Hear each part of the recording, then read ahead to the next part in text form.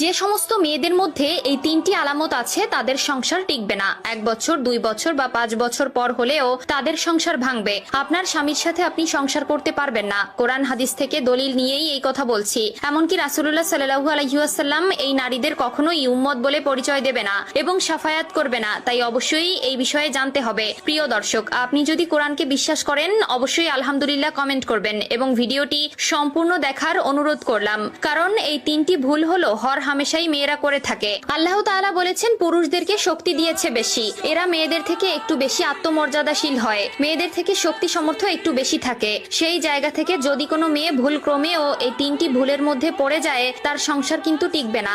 Divorce এখন একটি ফ্যাশনে পরিণত হয়েছে।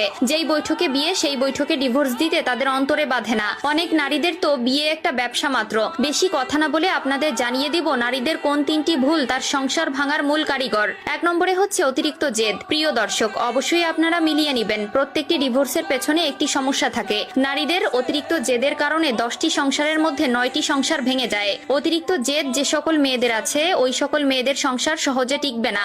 আপনারা সমীকরণ মিলালে দেখতে পারবেন আগের সময়ে সংসার কখনোই ভাঙতো না। তারা ডিভোর্সকে জঘন্য বলে মনে করত। মোহরানার জন্য আজকাল বিয়ে ও ডিভোর্স ব্যবসায় পরিণত হয়েছে। সুতরাং সাবধান, অতিরিক্ত জেদ মেয়েদের জন্য ভালো কিছু নয়। 2 নম্বরে যে ভুলটি মেয়েরা সবসময় করে থাকে সেটি হলো স্বামীর সাথে তর্ক করা। পুরুষ কখনো তর্ক পছন্দ করে না। তারা চায় তারা যা বলবে তাদের স্ত্রী সেটাই শুনবে, তারা যেভাবে চালাবে সেভাবেই চলতে হবে। যদি কোনো মেয়ে স্বামীর সাথে তর্ক করে বেড়ায় বুঝতে হবে ওই মেয়ের সংসার কখনোই টিকবে না। আম্মাজান আয়েশা রাদিয়াল্লাহু তাআলা আনহু বিশ্বনবীর ব্যাপারে বলেছেন, রাসূলুল্লাহ সাল্লাল্লাহু আলাইহি ওয়াসাল্লামের কখন কি প্রয়োজন হতো সেটা তিনি বলার আগেই আমি বুঝে নিতাম। সুবহানাল্লাহ। স্ত্রীদের হতে হবে নমনীয়, ভদ্র এবং লাজুক প্রকৃতির। কিন্তু এখনকার মেয়েরা স্বামীকে স্বামী বলে মূল্যায়ন তো করেই না, বরং নিজেকে সত্য প্রমাণিত করতে স্বামীর সঙ্গে তর্কে জড়িয়ে যায় এবং একসময় সেই তর্ক বিবাহ বিচ্ছেদ পর্যন্ত ঘটাতে পারে। 3 নম্বর বিষয়টি সামাজিক পর্যায়ের। আপনারা সকলেই জানেন 3 নম্বর কারণটি হলো বাবার বাড়ির কুপরামর্শ।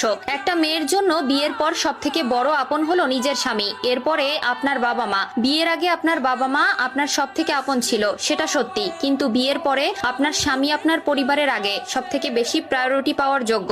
এজন্য বাবা মায়ের কথা শুনে আপনি যদি আপনার সংসারে স্বামীর সাথে দুর্ব্যবহার করেন আপনার সংসার টিকবে না। হযরত আসিয়া রাদিয়াল্লাহু তাআলা আনহু ফিরাউনের ঘরে সংসার করেছেন, আজীবন তার সাথে থেকেছেন, তাকে ছেড়ে যায়নি। ফিরাউনের থেকে আপনার স্বামী তো খারাপ হয়ে যায়নি। সুতরাং আমাদের প্রত্যেক মা বোনদেরকে আসিয়া রাদিয়াল্লাহু তাআলা আনহুর মতো ধৈর্যশীল হওয়ার তৌফিক দিক। প্রিয় মা ও বোনেরা, অবশ্যই আপনাদের ভেতরে এই 3টি লক্ষণ থাকলে সেটা আজ থেকে ত্যাগ করার চেষ্টা করুন এবং পরিপূর্ণভাবে ত্যাগ করে ফেলুন।